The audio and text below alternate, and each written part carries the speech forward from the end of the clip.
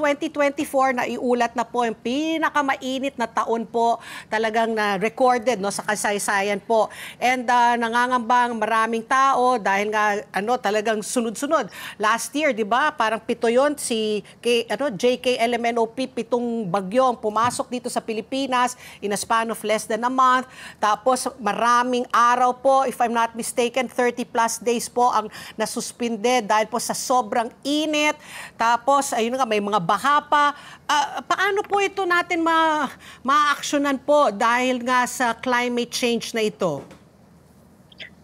Napaka-unfortunate talaga, no? Kasi matagal na itong sinasabi ng siyensya, ng mga siyentista natin. In fact, yung mga siyentista natin, bahagi yan ng tinatawag na Intergovernmental Panel on Climate Change na naglalabas ng mga pandaigdigang reports, so sobrang tagal nang sinasabi na ganito yung mangyayari sa atin. Parang inisip ko nga parang naghihintay ang mga nasa gobyerno ng ganitong klaseng mga kumbaga pangyayari para mas makumpel na mas drastic yung action. Pero ang gusto nating sabihin dito, Miss Ali and Miss Pat, hindi pa ito long-lasting na lumagpas na sa 1.5 degrees yung pag-init. First time pa kasi ito eh.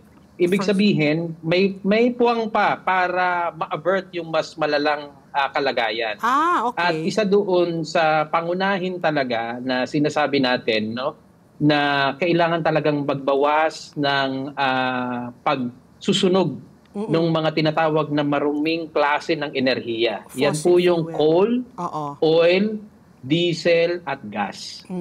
At ang kabutihang palad dito, meron pong alternative dito at yun yung renewable energy. Yan yung solar, wind, hydro, geothermal at marami pa pong iba. At very fortunate for the Philippines na napakadami nitong sources na ito para sa atin.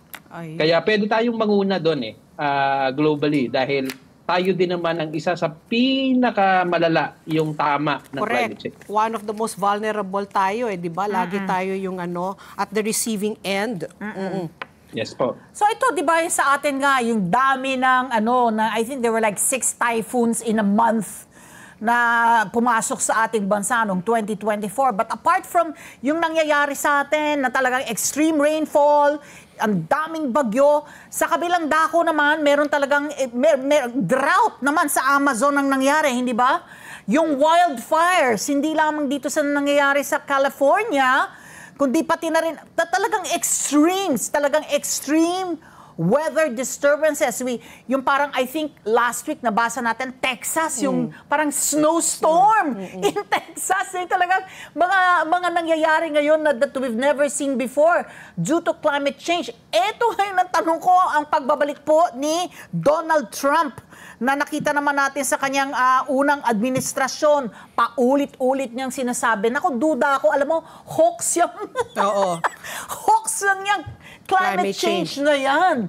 Mga alarmist daw itong mga tao na nagsasalita. Katulad mo, Sir Jerry, mga alarmist ang nagsasalita. Sabi niya ganon.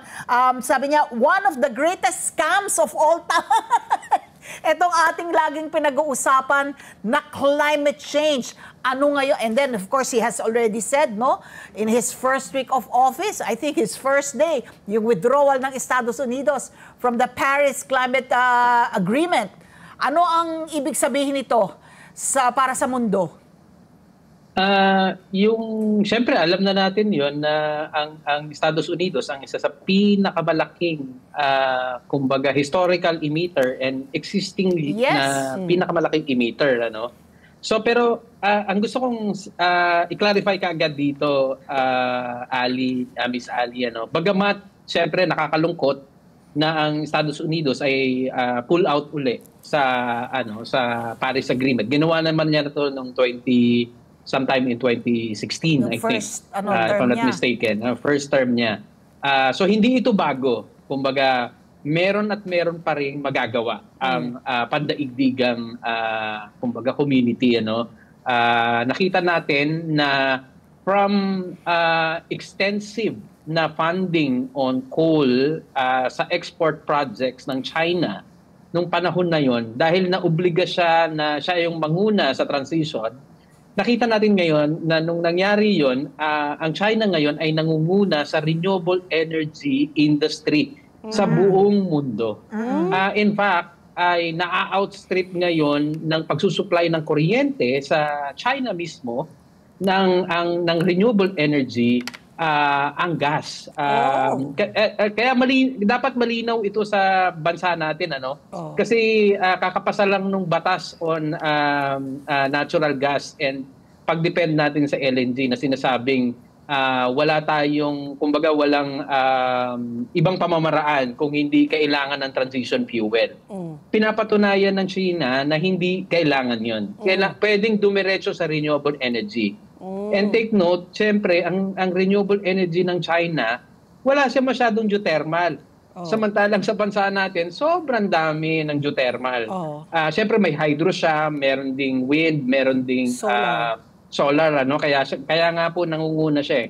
So, ibig sabihin, kahit umalis ang US, pwedeng may mangyari pa rin na pag-abante.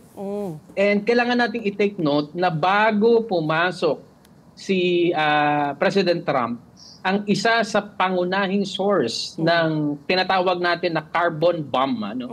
Kasi ito yung magpapalala ng climate change, ay yung kaliwat kanan na pag-aproba ng mga gas projects sa Estados Unidos, sa US. Oil and gas. At napaka-challenging nan kasi ang gas po o LNG ay methane-based. Ang science, kumbaga very explicit at very equivocal siya dyan, na ang methane ay 80 times deadlier yan kumpara sa carbon dioxide pagdating sa impact sa climate change. So, kaya nagtataka kami na bakit itong gobyerno natin ay patuloy na pagtutulak. Ito nga nakaraan ay ipinasa yung batas on gas development at LNG. So, meron pang nitrogen gas, no? Ang LNG? Liquefied natural gas po. Liquefied natural gas. Let's get together. Sunday 25. Sunday 25.